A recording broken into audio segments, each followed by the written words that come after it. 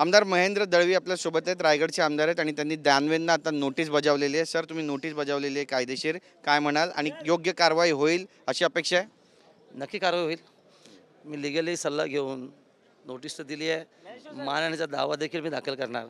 काल त्यांची पत्रपरिषद बघितली, आता घुमजाव ते करतायत. पण एखाद्या लोकप्रतिनिधी अशी बदनामी करणं सुपारी घेऊन हे काय ठीक नाही आहे.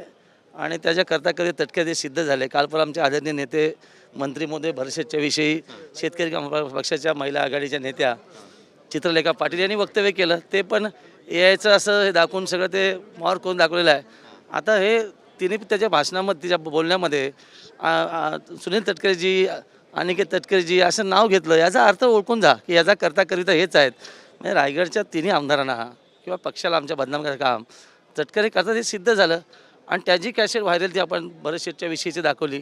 म्हणजे हे सगळं ठीक नाही आहे. एका उच्च नेत्याला शोभत नाही. आणि तटकरेने काल जे वक्तव्य केलं की महेंद्र दळवी महान पुरुष आहेत, अमुक आहे तमुक आहे, पण ते नाव घेताना ज्यांनी तटकरेंना मोठं केलं अंतुले साहेबांनी किंवा पवार साहेबांनी यांचं नावच नाही घेतलं.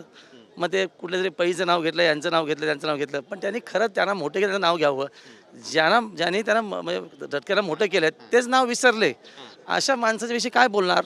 आणि हास्यास्पद आहे हे सगळ्या गोष्टी. नक्कीच. पण भरतशेठ गोगावले यांच्या बाबतीत जे घडलं, जे तुमच्या बाबतीत घडलं, याचा करता करविता नेमका कोण आहे? तुमच्या मनामध्ये संशयाची पाल चुकचुकते. तुमच्या मनामध्ये कुणावर संशय आहे? करता कविता तटकरे आहे. कारण चित्रलेखा पाटील शेका पक्षाची, हे आघाडी पक्षाचे घटक पक्षाचे ते सगळे जयंत पाटील त्यांचे नेते आहेत. अशा परिस्थितीमध्ये तिला बोलायला लावणं आणि त्यांचं नाव तिने घेणं याच्यामध्ये, याचा अर्थ ते आपल्याला स्पष्ट दिसते की कोणतरी माऊला उभं करायचं आणि त्यांना बोलायला लावायचं. असं चालत नाही. कारण तटकरे साहेब प्रगल्भ नेते आहेत. पण अशा बालिश बुद्धीने वक्तव्य करणं हे त्यांना अजिबात शोभत नाही आहे. आणि ज्या चेहऱ्यावर हास्य लावून ते करतायत हे तर अजिबात त्यांना शोभत नाही. आणि करता तेच आहेत.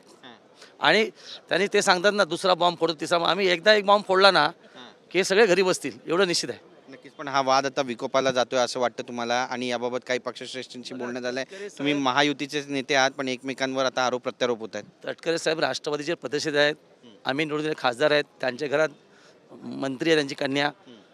अशा सगळ्या परिस्थितीमध्ये एका प्रगल्भ नेत्यांनी कशा पद्धतीने भाष्य करायला पाहिजे? हा काय भातुकलीचा खेळ नाही राजकारण म्हणजे. आणि त्यांनी दुसऱ्याला अशा पद्धतीने अक्कल शिकवणं हे त्यांना कमी करावं असं माझं व्यक्तिमत निश्चित आहे. त्यांनीच हे सगळे व्हिडिओ बाहेर काढले असा थेट आरोप आहे तुमचा? व्हिडिओ नाही आहे, त्यांनी मार करून याच्या मदतीने केलेले आहेत. आम्ही कधी जर त्यांचा व्हिडिओ बाहेर काढला तर तोंड वगैरे लायक नसतील. तुमच्याकडे पण असे काही व्हिडिओज आहेत? कितीतरी आहेत. बघा, ते जे सांगतात ना की ज्यांच्यावरती हजारो गुन्हे आहेत, असे ते सगळे आहेत. सिंचन घोटाळ्यामध्ये तटकरे साहेबांचे गुन्हे किती अजून प्रलंबित आहेत. कदाचित ती फाईल जर लास्ट टेनला गेली ते आतमध्ये असतील, अशी चित्र आहे ना. अशा लोकांनी अशा पद्धतीचे वक्तव्य करणं हे काय शोभनीय नक्की नाही. नक्कीच. पण हा वाद पेटतोय कुठेतरी असं दिसतंय. आणि हा थांबणार कसं काय? रायगडच्या पालकमंत्री पदापासून हा वाद सुरू झाला.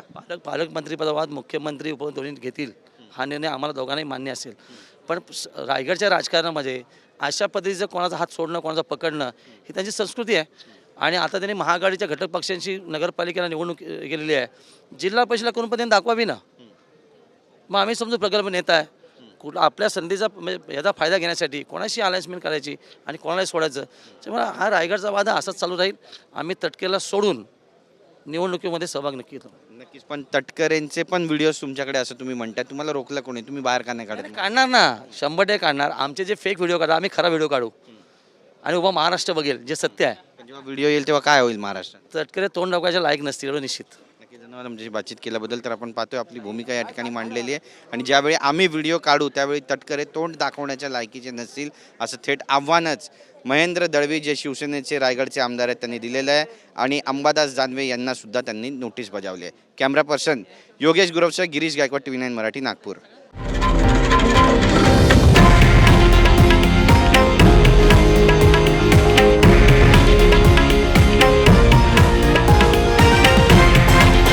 हे आहे देशातील नंबर 1 न्यूज नेटवर्क आणि आपण पाहत आहात TV9 मराठी, एकमेव.